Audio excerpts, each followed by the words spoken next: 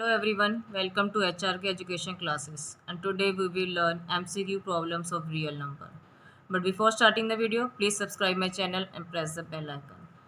Question number 1 is the LCM of smallest two digit composite number. पहले हमें पता होना चाहिए composite number कौन से होते हैं which have more than two factors, जिनके दो से ज़्यादा फैक्टर हो. For example 4 is a composite number. इसके फैक्टर्स क्या हो गए 1, 2 एंड 4. तो वो कंपोजिट नंबर होते हैं जिनके दो से ज़्यादा फैक्टर होते हैं. तो यहाँ उसने एलसीएम निकालने को बोला है smallest two digit composite number. अब स्मॉलेस्ट टू डिजिट हमारा नंबर कौन सा है 10, और वो हमारा कंपोजिट भी है क्योंकि उसके कितने फैक्टर हैं 1, 2, 5 एंड 10. तो ये दो से ज़्यादा फैक्टर है, तो इसलिए ये स्मॉलेस्ट जो हमारा टू डिजिट नंबर है, और ये कंपोजिट टू डिजिट नंबर भी स्मॉलेस्ट है. And the smallest composite number is, और स्मॉलेस्ट कंपोजिट नंबर कौन सा है हमारा 4. Smallest composite number is our 4, क्योंकि 4 के जो हैं 2 से ज़्यादा फैक्टर हैं. तो अब हमें इसका निकालना है एलसीएम. 2 5 ज़ 10, 2 2 द 4. तो ये हो गया हमारा LCM 2 × 5 × 2 20. It means option C is the correct answer.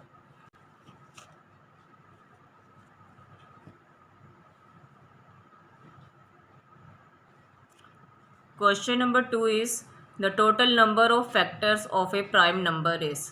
तो प्राइम नंबर अभी हमने कंपोजिट नंबर करा जिसके दो से ज़्यादा फैक्टर होते हैं, और प्राइम नंबर वो होता है जिसके एग्जैक्टली 2 फैक्टर्स होते हैं. It means option C is the correct answer.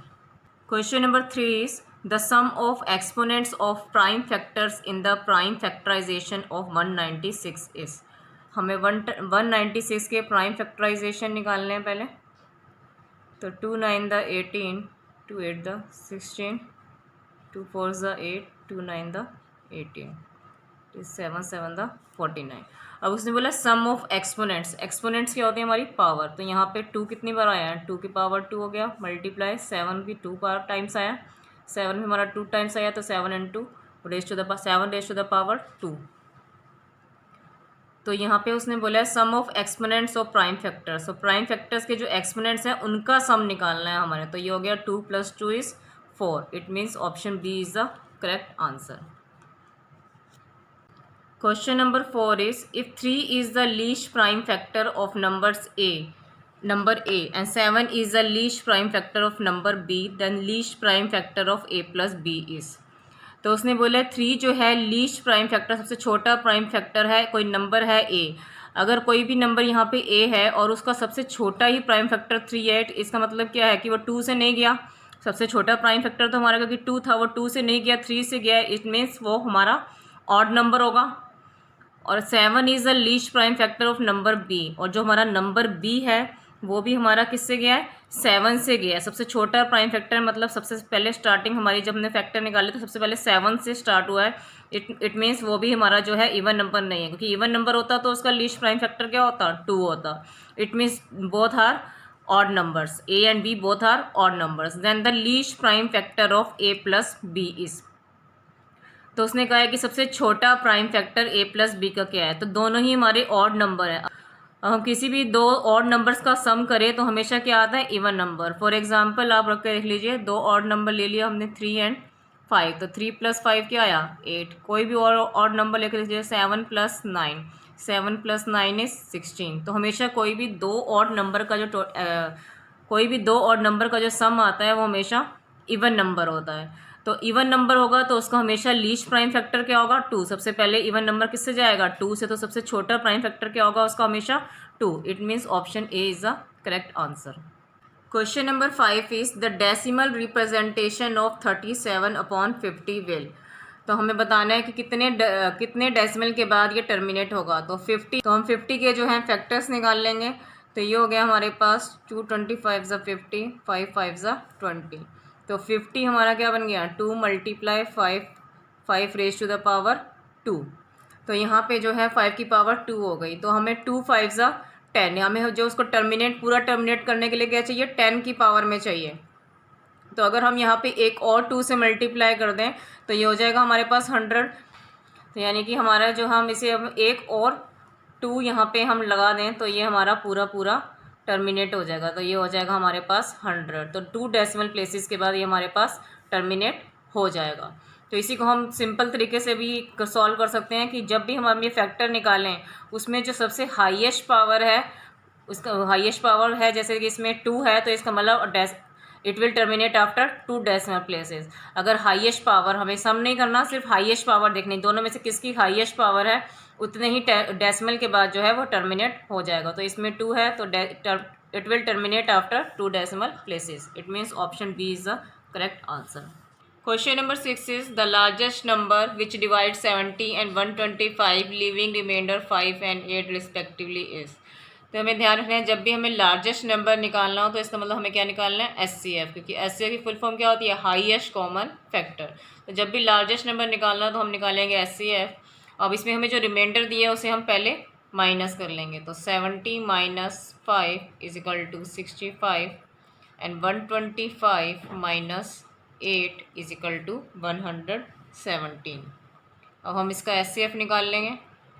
SCF आप चाहे तो डिवीज़न एल्गोरिथम से निकाल रही हूँ मैं, आप चाहे तो यूक्लिड लेमा से भी निकाल सकते हैं।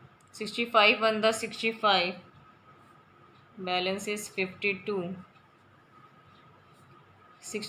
52 वन द 52, 13 इज बैलेंस। अब 52 जो है हमारा यहाँ आ जाएगा, 13 फोर ज़ा 52। तो हमारा यहाँ पे जो आंसर है लास्ट नंबर किससे गया है, 13 से गया है। It means SCF is 13। तो SCF वो होता है जिस डिवाइजर से लास्ट में हमारा रिमाइंडर 0 आता है। तो यहाँ पे 13 से आया तो इसका मतलब 13 क्या है हमारा, SCF। It means option A is the correct answer. Question number 7 is if 6370 equal to 2 raised to the power m into 5 raised to the power n into 7 raised to the power k into 13 raised to the power p, then the value of m plus n plus k plus p is। मतलब जो इसके exponents हैं उनका हमें सम निकालना है। तो पहले हम 6370 का प्राइम फैक्टर्स निकाल लेंगे। 6370, तो इसके हम पहले प्राइम फैक्टर्स निकाल लेंगे। 5 6 30, 7 9 63, 1। तो इसके प्राइम फैक्टर्स हो गए हमारे पास 2 इंटू 5 इंटू 7 इंटू 7 इंटू 13। तो ये हो गया हमारे पास 2 इंटू 5 इंटू 7 की power 7 raise to the power 2 into 13। इन सब की पावर क्या हो गई हमारे पास 1। तो उसके एक्सपोनेंट्स का टोटल निकालना है। तो ये हो गया हमारे पास 1 plus 1 plus 2 plus 1 is 5। It means option D is the correct answer, 5। Question number 8 is the least number that is divisible by all the numbers from 1 to 5 is. जैसे हमने बताया था कि लार्जेस्ट नंबर जब भी निकालना हो तो हमें क्या निकालना है, SCF। और जब भी लीस्ट नंबर मतलब स्मॉलेस्ट नंबर निकालना हो तो हमें क्या निकालना है, LCM। क्योंकि LCM की फुल फॉर्म क्या होती है, लोएस्ट कॉमन मल्टीपल। तो लीस्ट के लिए हमें क्या निकालना है, LCM। उसने बोला नंबर्स फ्रॉम 1 to 5, मतलब 1 2 3 4 5, इन सब का हम LCM निकाल लेंगे। 2 to the 4 5। अब ये सब ये अलग डिफरेंट नंबर से जा रहे हैं तो इन सबको मल्टीप्लाई किया तो ये हो गया हमारे पास 60। It means 60 is the correct answer. Question number 9 is a equal to 2 raise to the power 3 into 3। मतलब हमें A की वैल्यू गिवन है, B की वैल्यू गिवन है, C की वैल्यू गिवन है और हमें LCM ऑफ ABC भी गिवन है। लेकिन हमें इसमें क्या निकालना है, n की वैल्यू, क्योंकि यहाँ पे हमें 3 raise to the power n दे रखा है। तो हमें यहाँ पे निकालना है कि 3 की पावर क्या होगी। हमें A गिवन है 2 raise to the power 3 into 3, B equal to 2 into 3 into 5 and C is equal to 3 raise to the power n into 5।